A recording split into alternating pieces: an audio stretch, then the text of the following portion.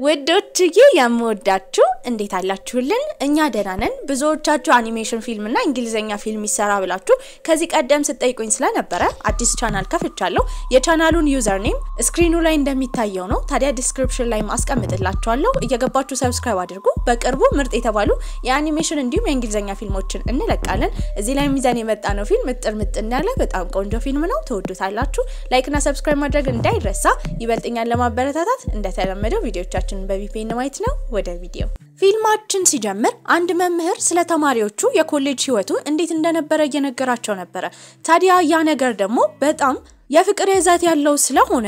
ተማሪዎቹ ውሸት እንደሆነ እየነገሩት ነበር ተማሪዎቹም እንዲጫወቱ ካዘዘ በኋላ ወደ ቢሮ በሚገባበት ጊዜ አንድ ፖስታ ያያል የተላከለትም ሆዋን ሶንግሂ ከምትባል ልጅ ነበር ሆዋንግ የሚባለውን የአባት ወይም የቤተሰብ መጠሪያ ስም ከዚህ ቀደም ሰምቶት እንደማያውቀው በመናገር ወደ ድሮ ትውስታው ይመለሳል ከተማሪዎች ጋር እጅግ በጣም ጎበዝ ተደባዳቢ ነበር በዚህም እንደ ቅጣት መምህሩ ቢሮ አስገብቶ እየገረፈው እያለ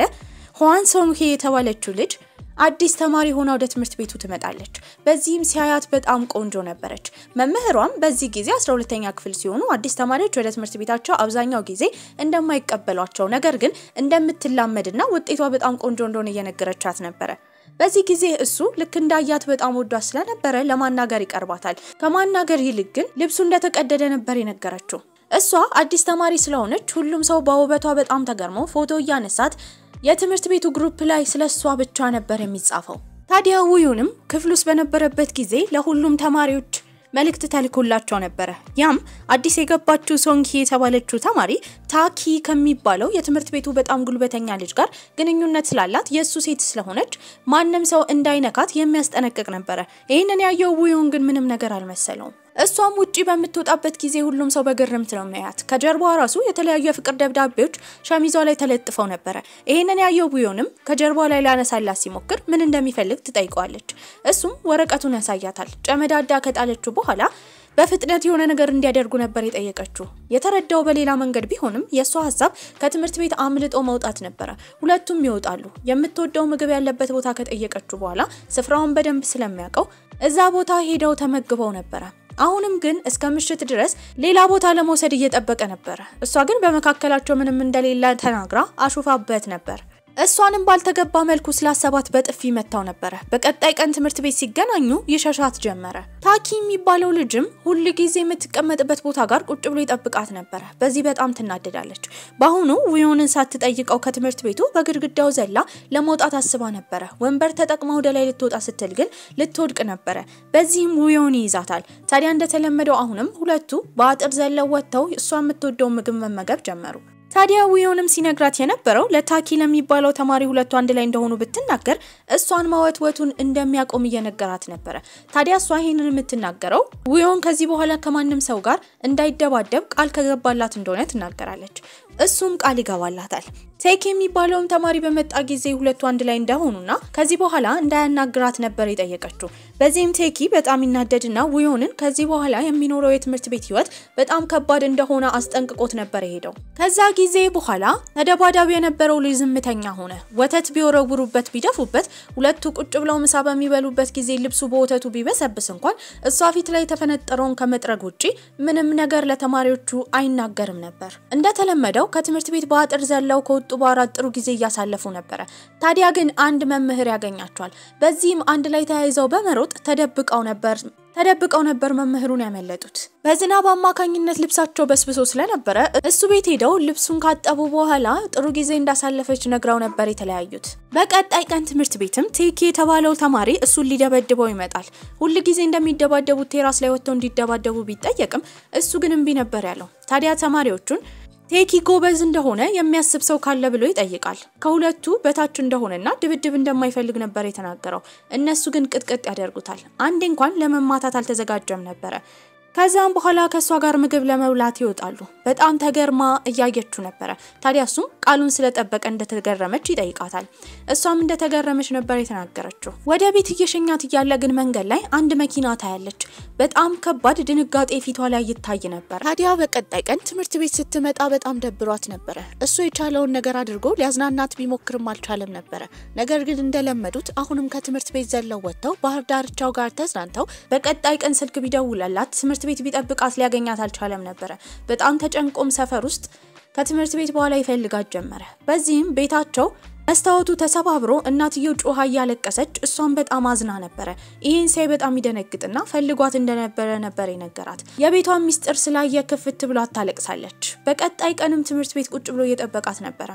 እሷም ስልክ ትደውልለታለች አባቷ ሁሌ እንደዚህ አይነት ሰው እንዳልሆነ ነገር ግን አባቷ ሁሌ እናቷን ስለሚደበደብባት ሰፈር እየቀየሩ ለመኖር እንደሚሞክሩ ባሁኑ ግን አባትየው ቶሎ ስላወቀባቸው እናትየውና እሷ እንደሸሹ ነበር የነገረችው ታዲያ ከዚህ በኋላ ስለማያገኛት በጣም አዝኖ ነበር ጊዜያቶችም ያልፋሉ እሷም የ12ኛ ክፍል ጨርሰው ነበር ታዲያ እሱ ኮሌጅ የመግባቱላ ፍላጎት አልነበረውም በትርፍ ጊዜው ስራ እየሰራ ነበር አንድ ቀን ላይ ቺፕስና የተለያዩ ቺክኖችን እየጠበሰ በነበረበት ጊዜ ጓደኛው ሶል ከተማ ውስጥ ስላለ ኮሌጅ እየነገረው ነበር ያንን መጽሔት በከፈተበት ጊዜ ላይብራሪ ውስጥ እሷ ስታጠና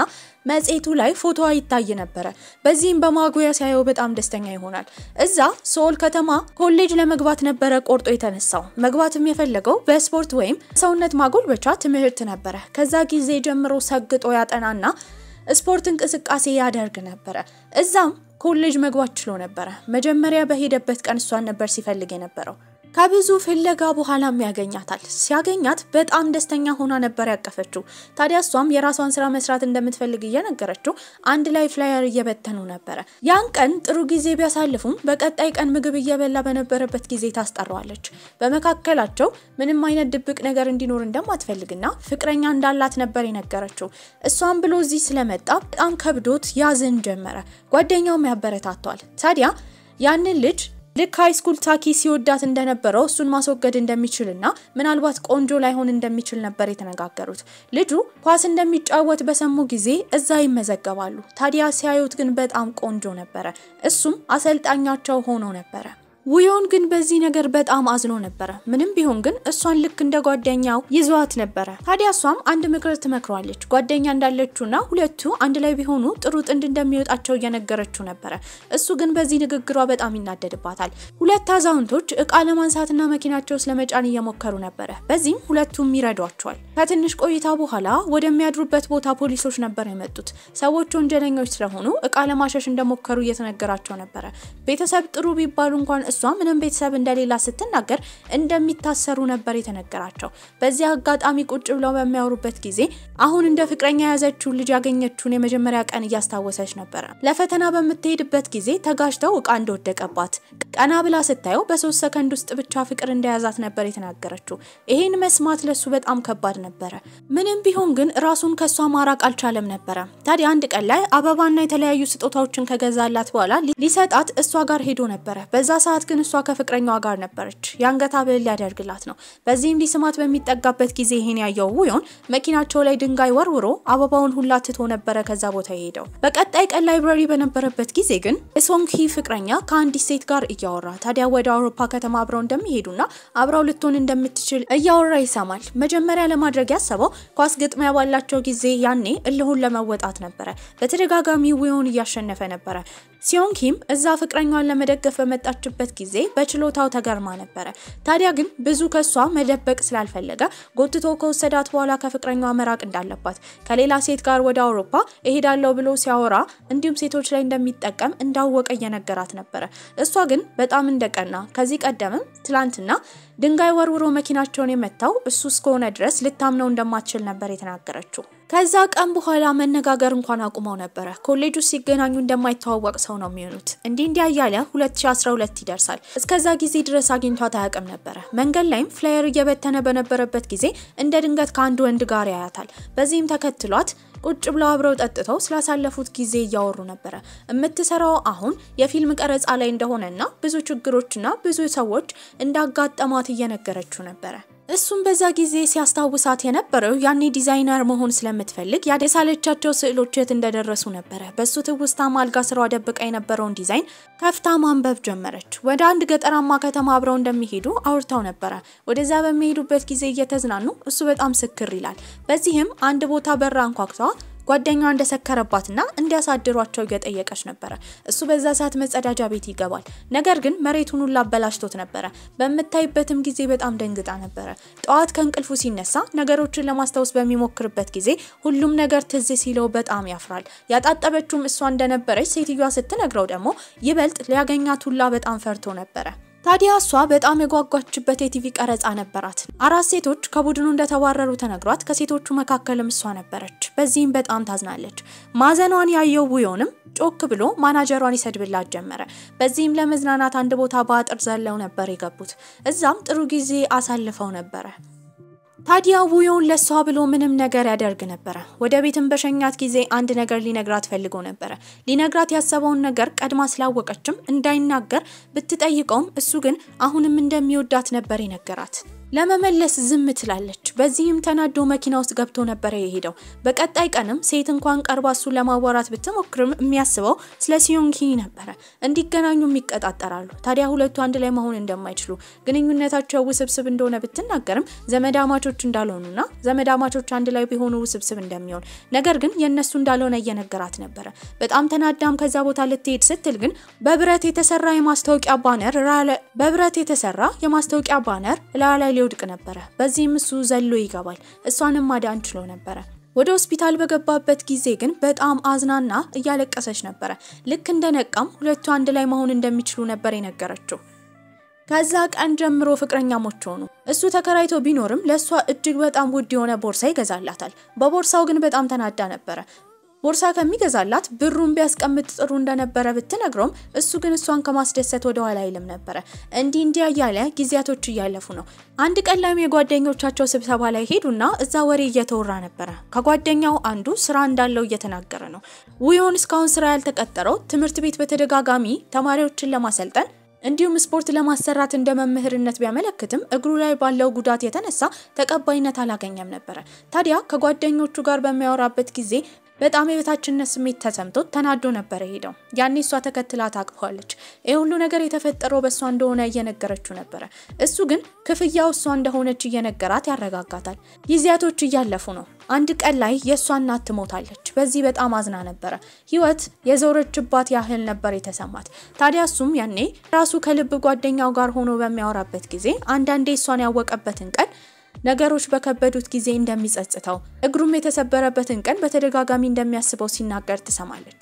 በዚህም በጣም ነበር የተናደደችው ሁለቱ አብረው የሆኑት በሱ ግፊት አማካኝነት እንደሆነ እንዴት ጸጸተኝ እንደሚል እየጠየቀችው ነበር ታቃለህ አባቴ ራሱ እናቴን ሁሉ ጊዜ እንዲላት ነበር በተደጋጋሚ እሱ ይቅርታ ቢላትም ልትሰማው አልፈለገችም በቀጣይ ቀንም ስራ እንዳገኘ ሊነግራት በደስታ እሷ ጋር ይሄዳል ታዲያ እንደተቀጠረ መምህር እንደሆነ ቢነግራትም ነገሮች በጣም ሰብረዋት ስለነበረ ደስተኛ ልትሆን አልቻለችም ነበር በዚህም እንደተለያዩት ነግሯለች ከዛ ቀን በኋላ ወደ ሌላ ሀገር ሄዳ ነበር ከብዙ ቆይታዎች በኋላ ነበር አሁን እሱ ወደሚያስተምርበት ትምህርት ቤት የመጣችው እሱም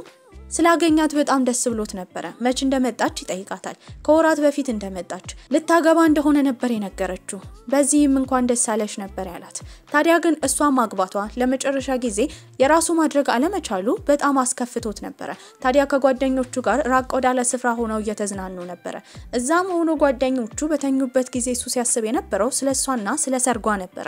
ድሮ ስዕል ስለ የሰጠችውን ስጦታዎችን ባየበት ጊዜ ሰርጓ ላይ መሄድ እንዳለበት ነበር የተረዳው በዚህም እንደምንም ብሎ ወደዛ ይሄዳል ከጓደኞቹ ጋር ነበር ሄደው ታዲያ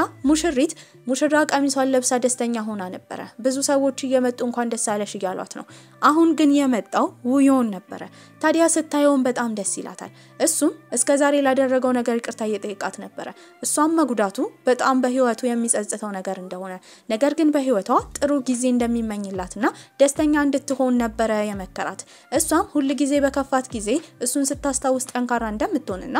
እሱም ጥሩ ህይወት እንዲኖር ነበር የተመኘችለት ታዲያ ሰርጓንም ቆመው ነበር ሲመለከት የነበረው ደስተኛ ነበር እሷም ወደ ሙሽራዋ ሄደች ታዲያ ግን እሱም በጣም አዝኖ ነገር ግን ለሷ በጣም ደስ ብሎት ከሰርጓ አዳራሽ ይወጣል ፊልማችን እዚህ ላይ አብቅቷል ገና ቆዩልኝ